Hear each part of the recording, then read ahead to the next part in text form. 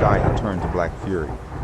The main mast, once a sturdy pillar of pine, snapped with the sound of a gunshot, splintering into jagged shards that rained down onto the deck. The ship shuddered, caught in the trough of a wave that rose high above the gunwales. Water, cold and heavy, surged over the sides, flooding the deck in a torrent of white foam. The crew scrambled, their shouts lost in the roar of the wind. Jonah stood in the center of the deck, his feet planted wide, to counter the violent roll of the ship. Salt water streamed from his hair, stinging his eyes, but he did not move. "Speak," the captain commanded, his voice barely audible over the wind. "Who are you? What is your work? Why has this darkness followed us?" Jonah straightened his back. He felt the cold spray against his skin, a sharp, vital reminder of the path he had chosen. "I am a Hebrew," he said, his voice cutting through the roar of the gale. "I fear the Lord, the maker of the sea and the dry land." "This storm is not for you," he continued, his tone devoid of hesitation. "It is for me. I have run from the presence of the Lord, and the sea has risen to claim what I have tried to abandon. Throw me into the sea," he commanded. His voice did not waver, even as a fresh gust of wind tore at his hair and threatened to throw him off his feet. The waters were calm. The sailors stared, their chests heaving, their faces pale in the lightning's flicker. They looked at the abyss, then at the man who stood before it without fear. Two men stepped forward, their movements stiff and reluctant. They grabbed Jonah by the arms, their grip tight, their knuckles white. Jonah did not resist.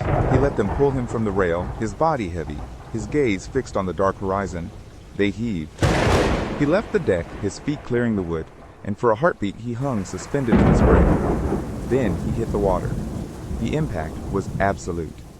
A wall of cold, crushing pressure swallowed him, and the sound of the storm vanished instantly. Above, the wind died. The waves, which had been mountains of violence seconds before, flattened into a glassy, mirror-like surface. The ship stopped its frantic rocking. The midday sun over Gath Hefer pressed down like a physical weight, turning the dust of the marketplace into a shimmering, blinding haze. Jonah stood near the city well, his hands gripping the stone rim, eyes fixed on the horizon where the heat waves distorted the distant hills. Then the sound arrived. It did not come from the wind or the bustling crowd. It resonated within the marrow of his bones. "Go to Nineveh," the voice echoed, vibrating against his ribs. "Cry out against it, for their wickedness has reached me." The name of the city hung in the air, thick and suffocating. Nineveh. The heart of the Assyrian Empire, a place built on iron and blood. The command was not a request, it was a tether, pulling him toward a fate he despised. He felt the sudden, sharp pull of the divine mandate. He looked at the road leading northeast, the path toward the empire, and felt the muscles in his legs lock. The city was a death sentence. He stood motionless, the heat of the sun forgotten, the weight of the command settling into his chest like a stone. The command still echoed in his mind, but Jonah did not move toward the northeast road. He turned his back on the path to Nineveh, his jaw set, his eyes fixed on the dust of the southern trail. He walked back to his dwelling, his pace quickening with every step. He did not pack for a mission, he packed for an escape. He grabbed a small leather satchel and shoved a handful of dried dates and a water skin inside. He did not look at the maps on his table or the scrolls of his trade. He moved with a frantic, jagged energy, clearing his space of anything that tethered him. He threw the satchel over his shoulder, his fingers trembling as he cinched the strap tight.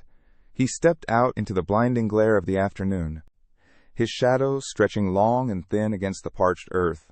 He avoided the eyes of the merchants in the square, keeping his head low, his stride long and purposeful.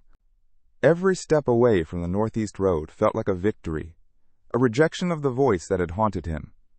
He reached the city gate, the stone archway looming above him. He did not pause. He pushed through the crowd, his heart hammering against his ribs, and broke into a sprint. The road to Joppa lay ahead.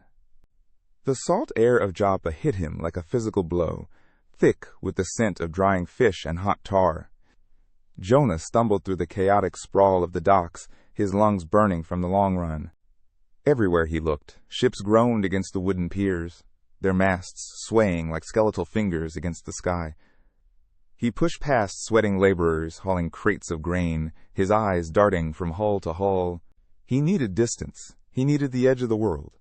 He found a vessel with its gangplank still down, a heavy timbered ship marked for the long haul to Tarshish. A man with skin like cured leather stood by the railing, counting barrels. Jonah didn't waste breath on pleasantries. He reached into his pouch, his fingers finding the cool, hard edges of his silver coins. He pressed the payment into the man's calloused palm, his grip tight, his eyes searching the man's face for any sign of hesitation. The captain grunted, weighed the silver, and gestured toward the dark opening of the hold. Jonah did not look back at the city or the road he had abandoned. He stepped onto the creaking wood of the deck, the ship swaying beneath his feet as if inviting him into the deep. He felt the solid ground of the earth slip away, replaced by the rhythmic, unsettling heave of the tide. He was committed now. He turned away from the shore, the silver gone, his passage secured, and moved toward the shadows of the lower deck. The air in the hold was thick, stagnant, and tasted of bilge water and rotting rope. Jonah descended the ladder, his boots finding the slick, uneven rungs with a hollow thud. He moved away from the sliver of light at the hatch, deeper into the bowels of the ship, where the darkness was absolute. The vessel groaned under the weight of the tide, a low, rhythmic vibration that shuddered through the floorboards. He stumbled over a coil of heavy anchor chain, his shoulder slamming into a stack of wooden crates. He did not cry out. He pushed them aside, his fingers scraping against rough, splintered timber until he carved out a narrow gap between two massive chests. He crawled into the space, the wood pressing hard against his back and knees. It was cramped, airless, and smelled of salt and decay. He pulled his knees to his chest, wedging his body tight against the crates to stop the swaying of the ship from throwing him about. He closed his eyes, forcing his breathing to slow, trying to drown out the distant shouting of the crew on the deck above. He imagined the miles of water between him and the land, the distance growing with every heave of the ship. He pressed his palms against his ears, shutting out the creak of the mast and the slap of waves against the hull. Here, in the dark, he was nothing. He was invisible. The silence in the hold lasted only a heartbeat. Then the world outside erupted. A massive, unseen force slammed into the hull, a sound like a mountain collapsing against stone. The ship groaned, a long, agonizing shriek of timber under impossible pressure. Jonah was thrown from his narrow gap, his shoulder slamming into the damp floorboards as the entire vessel tilted at a sickening near-vertical angle. Above, the sky had turned to black fury. The main mast, once a sturdy pillar of pine, snapped with a sound like a gunshot, splintering into jagged shards that rained down onto the deck. The ship shuddered, caught in the trough of a wave that rose high above the gunwales. Water, cold and heavy, surged over the sides, flooding the deck in a torrent of white foam. The crew scrambled, their shouts lost in the roar of the wind. The floor beneath Jonah bucked, tossing crates across the hold like toys. He clawed at the shifting cargo, trying to find purchase.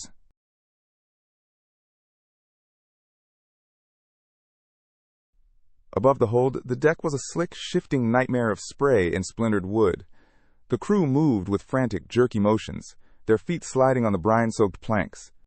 The ship wallowed, sluggish and heavy, refusing to rise from the trough of the next massive swell. A sailor gripped a heavy crate of grain, his knuckles white, and heaved it over the rail. It vanished instantly into the churning black water. Another man followed, shoving a barrel of oil toward the edge, his face twisted in a mask of primal terror. They worked in a rhythm of desperation, clearing the deck of everything that could be pushed, pulled, or pried loose. Each splash was a muffled sacrifice to a sea that only roared louder in response.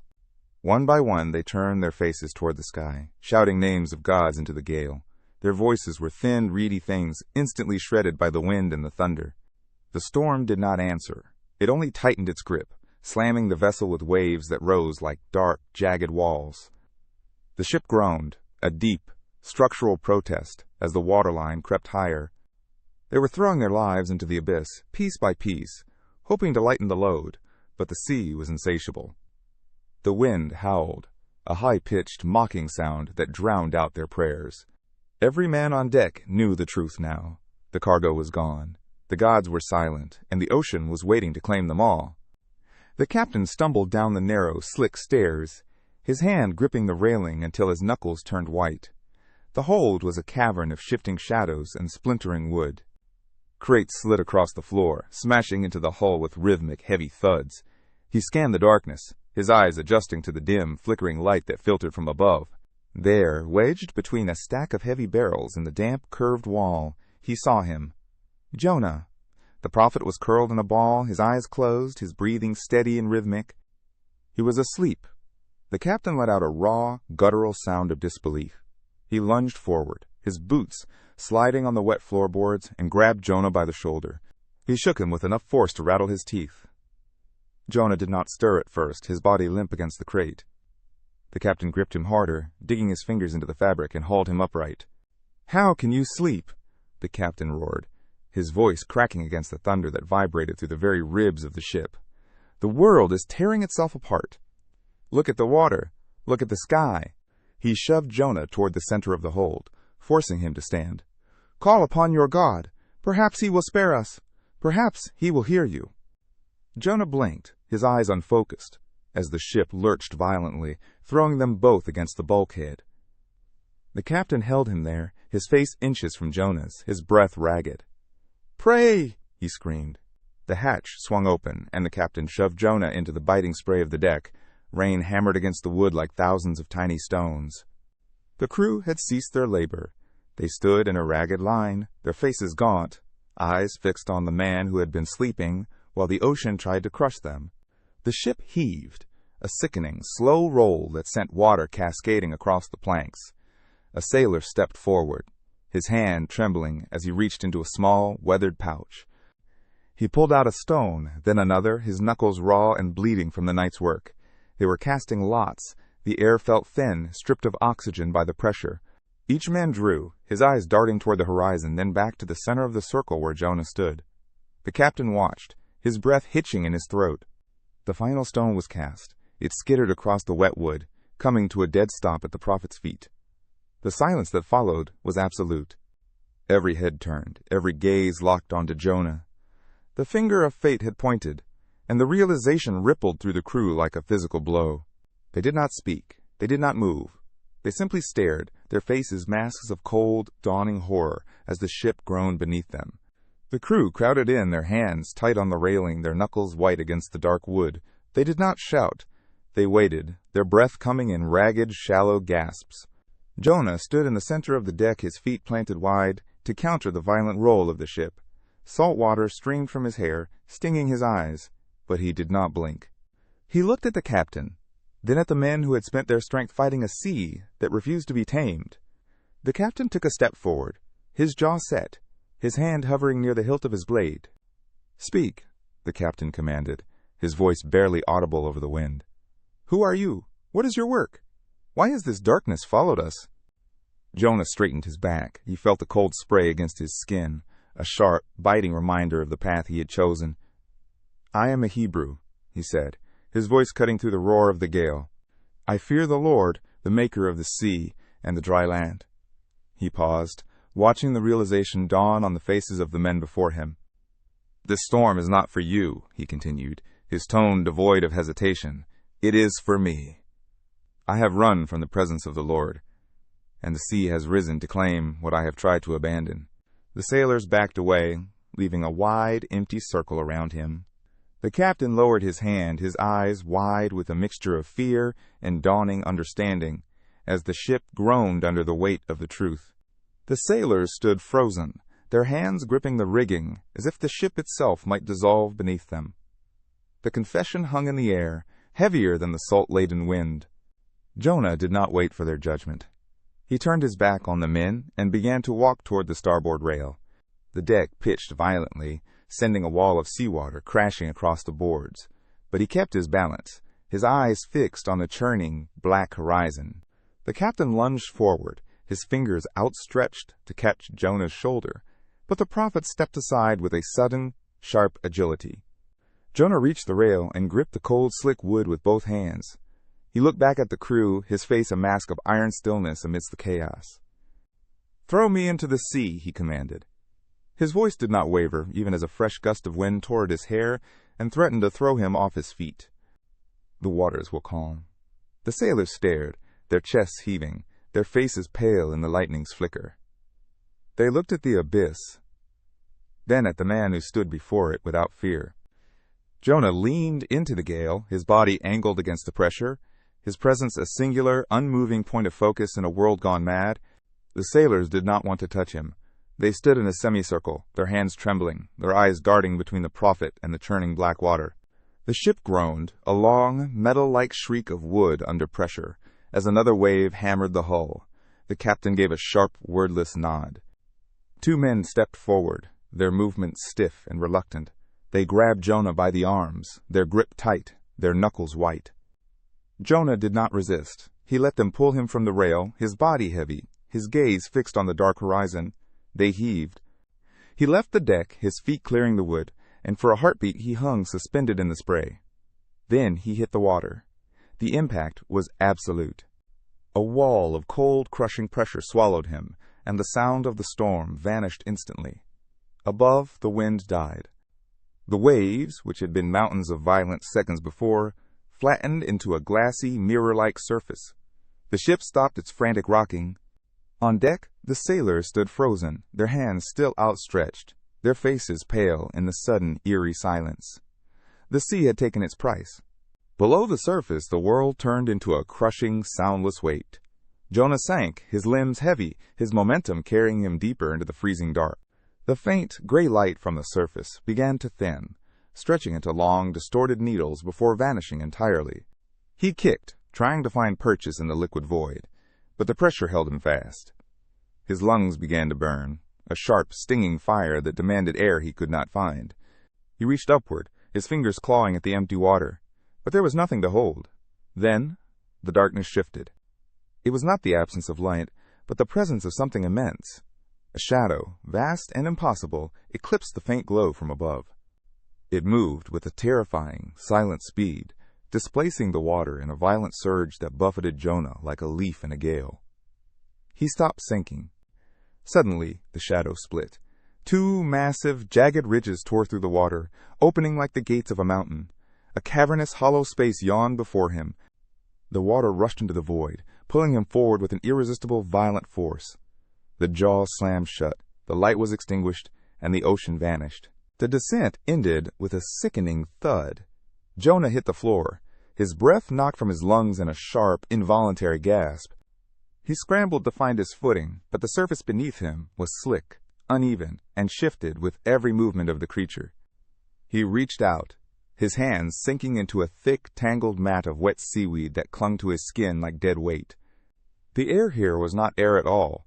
It was a heavy, stagnant mist that tasted of brine and decay, thick enough to coat the back of his throat. He tried to stand, but the ceiling of the chamber pressed down, forcing him to hunch, his head brushing against the wet, rubbery surface above. All around him, the walls were alive. They pulsed with a slow, rhythmic throb, a deep, resonant vibration that traveled through the floor. He pressed his palms against the wall, feeling the muscle contract and expand, a constant, suffocating motion that left no room for escape. He stopped moving. He stopped fighting. He simply sat in the center of the damp, pulsing void, listening to the sound of his own ragged breathing. Time lost all meaning in the belly of the beast. There was no sun to mark the day, no stars to signal the night. Only the relentless, rhythmic throb of the creature. Jonah sat, his back pressed against the slick, pulsing wall. He tried to count the beats to track the hours, but the rhythm was erratic, sometimes slowing to a crawl, then surging with a violent, sickening intensity that rattled his teeth. His skin grew clammy, coated in a thin, cold film of slime that refused to dry. He reached out, his fingers tracing the wet, uneven floor, searching for a way out, but his hands found only the same tangled, rotting vegetation. He tried to stand, but the ceiling dipped low, forcing him back down into the muck, his muscles cramped, locked in a permanent, agonizing tension. He stopped struggling. He stopped calling out. The silence was not empty. It was heavy, a physical pressure that pushed against his eardrums until they ached. He leaned his head back, closing his eyes against the absolute, impenetrable black. His defiance, once a burning, singular purpose, began to flicker and dim. The darkness did not retreat, but the internal resistance finally fractured. Jonah tried to push himself upright, his hands sliding against the slick, pulsing floor. His legs buckled under the weight of his own exhaustion, and he collapsed, his knees striking the damp, uneven surface with a dull, wet thud. He remained there, hunched in the suffocating heat. The air felt thick, vibrating with the slow, rhythmic contraction of the creature's walls. He opened his mouth, his throat dry and raw, and forced the words out into the stagnant void. "I will pay what I have vowed," he whispered. The sound was small, swallowed instantly by the damp, rubbery confines. He pressed his palms together, his fingers trembling against the slime-coated floor. "Salvation is of the Lord." He repeated the phrase, his voice gaining a jagged, desperate strength that cut through the rhythmic throb of the beast. He was no longer fighting the current or the command. He was no longer running. He knelt in the absolute dark, his head bowed, his breath steadying as he surrendered his own will. The walls continued to pulse, but the frantic, erratic rhythm began to smooth into a steady, driving beat. He stayed on his knees, waiting in the silence, his vow hanging in the heavy air like a final, irreversible anchor. The steady rhythm of the creature shattered. A sudden, violent shudder rippled through the walls, throwing Jonah off balance. He slid across the slick, uneven floor, his shoulder slamming into the pulsing tissue as the beast accelerated. The air inside the chamber turned turbulent, swirling with the scent of brine and decay. The creature surged upward, its speed increasing until the very walls seemed to vibrate with the strain of the ascent. Jonah braced himself, hands clawing at the wet, rubbery surface, but the momentum was relentless. Without warning, the darkness ahead split. A blinding, searing white light poured into the chamber, cutting through the stagnant gloom like a blade. The creature's jaws parted, a cavernous opening that revealed the blurred, golden expanse of the shoreline. With a final, convulsive heave, the beast expelled its contents. Jonah was launched forward, tumbling through the air, his body hitting the wet, packed sand. With a jarring impact, he rolled, limbs flailing, until he came to a stop in the shallows. The roar of the surf replaced the rhythmic throb of the beast. The sand was hot, searing against his palms. Jonah pushed his upper body off the ground, his muscles trembling with the effort. He coughed, a violent hacking sound that expelled the last of the stagnant air from his lungs. He looked toward the water, his eyes tracking the retreating tide, a desperate instinct to return to the sea still pulling at his limbs. He dragged his knees forward, digging trenches into the wet grit. Then, the air around him grew heavy. It was not the heat of the sun, but a pressure that pinned his shoulders to the earth. The sound did not come from the wind or the waves. "Arise, go to Nineveh." The words were sharp, clear, and devoid of mercy. Jonah froze, his face pressed into the coarse, salt-crusted sand. He tried to block the resonance, to focus on the rhythmic crashing of the waves, but the command persisted, echoing in the marrow of his bones. He stopped crawling. He let his forehead rest against the cooling sand, his fingers digging deep into the beach, finally accepting the weight of the task. Jonah pushed himself upright, his joints popping with the strain of movement. He stayed there for a long moment, the wind whipping his hair, his gaze fixed on the horizon where the sea met the sky. He did not look back again. He brought his hands to his face, rubbing hard against his skin to clear the grit and salt that clung to his cheeks and eyelids. He wiped his palms against his thighs, the friction grounding him in the present. He stood fully, his legs shaky but holding his weight. The sun beat down, drying the moisture on his skin into a stiff, white crust. He turned his back on the shoreline. Ahead, the road stretched out, a dusty, winding line cutting through the barren landscape. He took the first step, then another, his gait uneven at first, then finding a steady, rhythmic pace. The distance to the city was immense, a 3-day trek through heat and dust, but he did not hesitate. He focused on the horizon, where the massive, stone-hewn gates of Nineveh began to shimmer in the distance. The gates of Nineveh rose like mountains of hewn stone, casting long, jagged shadows across the road. Jonah stopped at the threshold. The city hummed with the sound of thousands, the grinding of wheels, the shouting of merchants, the rhythmic beat of iron on stone. It was a roar of human industry, a sprawling, brutal heart that had once driven him to the sea. He took a breath, the dust of the city thick in his throat, and stepped into the shade of the archway. The transition was absolute. He moved through the crowded streets, ignored by the masses, until he reached the center of the marketplace. He stopped. He did not look for a platform or an audience. He simply opened his mouth. The words came, not as a whisper, but as a command. 40 days more, and Nineveh shall be overthrown. Jonah stood still, his gaze fixed on the horizon.